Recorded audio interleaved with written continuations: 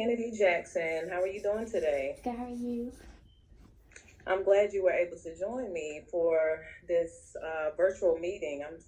It's unfortunate that we had to meet this way due to the COVID-19, Yeah. but we have to do what we got to do. So I wanted to talk to you about your caffeine addiction. I understand that you have been struggling with this addiction for a while now, Yes. and I want to help you to get through with it, to kind of get you going and get you on the right track. So, can you tell me a little bit about, how this addiction got started? I believe this started when I was working at Starbucks.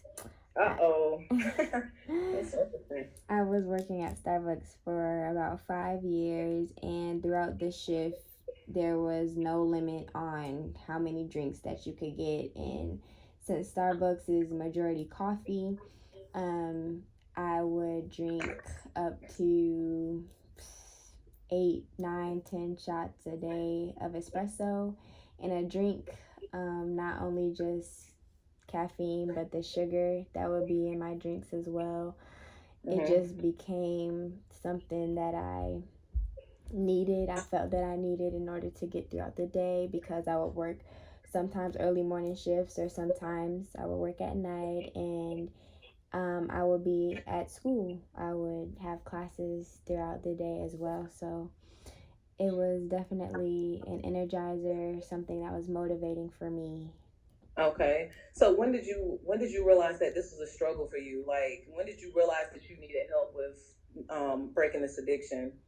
I would say probably a couple months ago, because how much it affected my skin.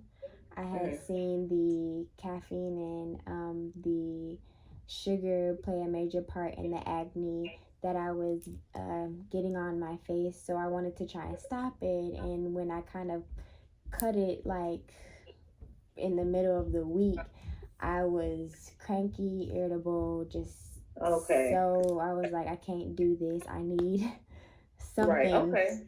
So we're gonna get you on the right track. So what would you say an ideal life look like? What if one day you woke up and your life was the exact way that you wanted it to be? What would that look like? Going to the mall. As far as not being addicted to caffeine and not drinking as much caffeine as in the past. How would I want it to look? Yeah, like, okay, so uh for an example, well, I can't use me for an example, but I was gonna say, like, okay, so say you're drinking 5 cups of espresso drinks from Starbucks today. Tomorrow, what would that look like? Okay, so you don't want this addiction anymore. So Right. say tomorrow you woke up, how much would you want to let go of caffeine altogether, or would you just want to minimize your caffeine intake? No, I would just want to minimize it. Okay. Okay, cool. What strengths would you use to achieve that goal, to minimize it? How would you help yourself? I would definitely have some kind of accountability that was surrounding me, whether it was my parents or my coworkers, since I'm around them majority of the days. Um, for example, like my coworker would tell me I can't go to Starbucks, which is right down the street from my job, once I've put my clients to rest. Or my parents would be like, okay, you're not going to go to Starbucks for these couple of days. Wait until the next couple of days. Or I would try to put myself on a realistic plan. Yeah. Okay. So I see what. So you would just kind of use like a support system to kind of help you with breaking this addiction. So Exactly. that's good. That's a good start for breaking addiction. So you told me that it's been going on for a while now. Um, so as far as your social skills, is it interfering with your social skills? Do you feel like, well, you told me that you kind of feel aggressive when you don't have it, or coming off of it, the withdrawal symptoms, your daily functions, or any family? Do you have any like family conflicts because of it?